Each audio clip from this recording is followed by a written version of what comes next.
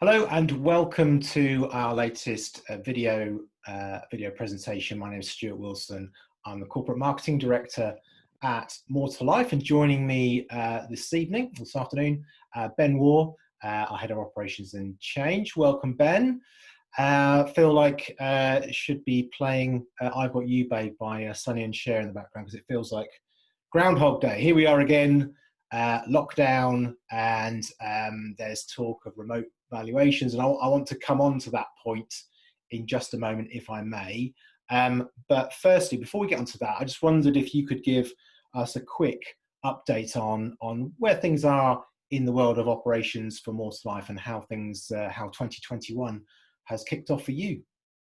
Yeah, no worries. So Happy New Year, if we can still say that, on the 13th of January. I hope you've all had a restful Christmas and relaxing New Year. And as Stuart says, we're now back into lockdown, so it's Groundhog Day to 2020, but hopefully not for all of this year with the vaccine rollout. So hopefully we'll all be safe and be able to get back to business as normal during the course of this year. But we're not there yet. However, from a More to Life perspective, we've had a very busy first couple of weeks. And there's some new things that we're focusing on this year from a service perspective that's probably just worth touching on. First and foremost is having looked critically, I guess, at our performance last year. I think we were very, very quick and particularly post-offer and good at chasing cases through in the main. But I think pre-offer, I think there's more that we could do to improve that. So this year we've incepted a new pre-offer team, with the aim being to identify those cases that are a little bit stickier at getting to offer, particularly when we've had the valuation back, but we're still not able to go to offer, perhaps because we've got more questions that we still need to raise with our valuers, for example. And hopefully they'll be a bit more proactive at chasing those cases through and getting them the offers issued to you and your customers even faster than we were able to do last year. Also, the other thing that we've got is we've got more underwriting capacity this year than we've ever had before. We started to train 3 new underwriters last year, and the good news is they've all started to get their mandates. So that's their, if you like, internal qualifications and certification to actually underwrite cases independently. So again, that should contribute to a very strong performance for pre-offer cases this year than we had in 2020, although that was obviously good. But we're not resting on our laurels. We want to provide an even better service to you and your customers this year. And those are the things, Stuart, 2 key ingredients which should make 2021 get it off to a good start and hopefully sustain a really brilliant level of service this year. That's great, Ben. And in fact, we will be sending out some communications around the updates and improvements to our underwriting approach in due course. But let's get back to where we are right now. We can't ignore the elephant in the room. We're back into lockdown. Not quite as strict as it was back in March, April and May of last year, but not a million miles away. But physical valuations are still possible, aren't they, across Scotland, England and Wales. But now some talk of remote valuations coming back. We've made a communication already out to advisors on this, haven't we? Can you just expand a little bit for everyone in terms of where we are now in terms of remote valuations versus physical valuations? Sure, thanks, Stuart. So, yeah, I mean, it's a good point at this time, and one that's worth exploring. So, but at the moment, our preference for most customers is to conduct a physical valuation. A physical valuation gives complete certainty right up front for customers. We don't have to do things like retentions or do anything else to the loan before the customer can just complete as normal. There's no risk of future down valuation. There's no need for a follow-up physical valuation in the future. So it's absolutely our first preference to go that route, particularly because we also have great faith in the way that eServe, our supplier and who does our valuations for us, does this incredibly safely. They've had experience of doing this all across the country, thousands and thousands and thousands of times. They have a brilliant risk assessment process right up front before the appointment is actually booked. And then the valuer will check with the customer before they go into the property to make sure that any protocols that were put in place at appointment booking are able to be adhered to, the customer as well, confirm the valuer as well, and therefore we believe it's a completely safe way of doing so that gives the customer probably the fastest possible access to funds with no changes to the product criteria.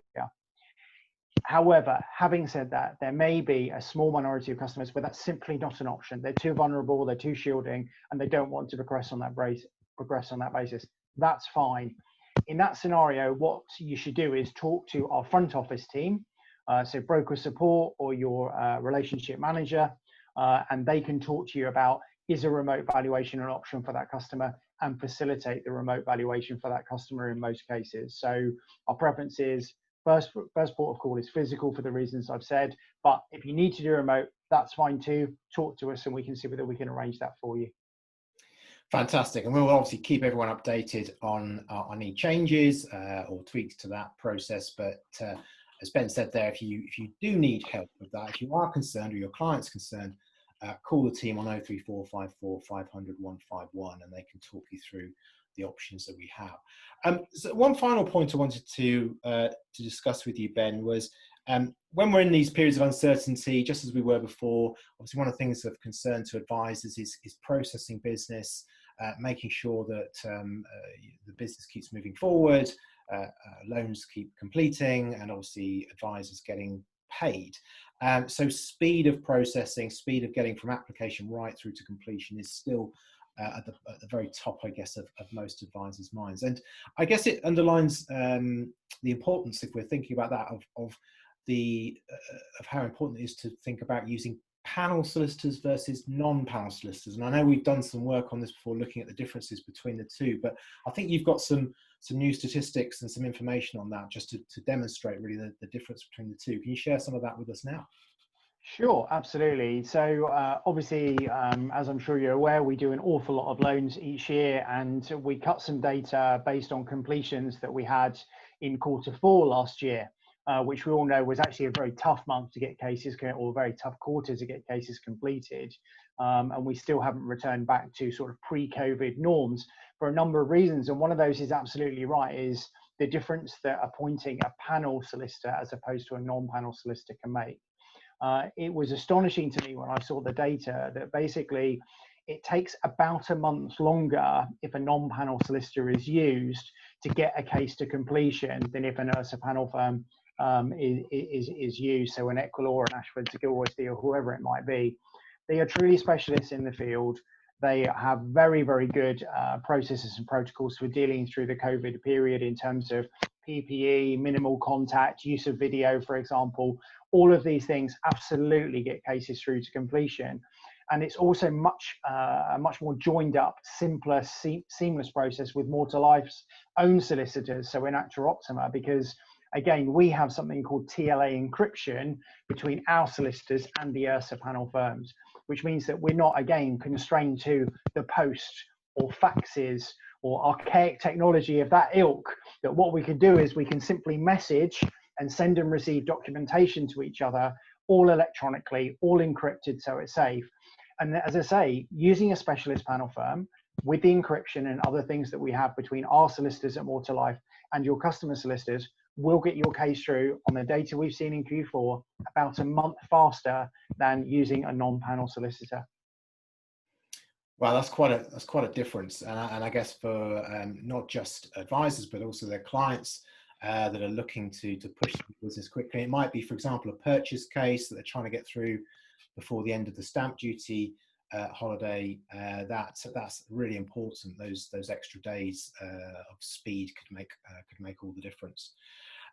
Thank you, Ben. It sounds like we're motoring forward. It's business as usual. Physical vows are very much in play, but if you do have any concerns or any issues with clients that, as Ben mentioned, are shielding or just have general concerns about having a value in their property, please do get in touch. We can talk you through the options that we have, and rest assured there's always a way through, one way or another, for us to help you with your loan application. So please do give the team a call on 03454 500 151.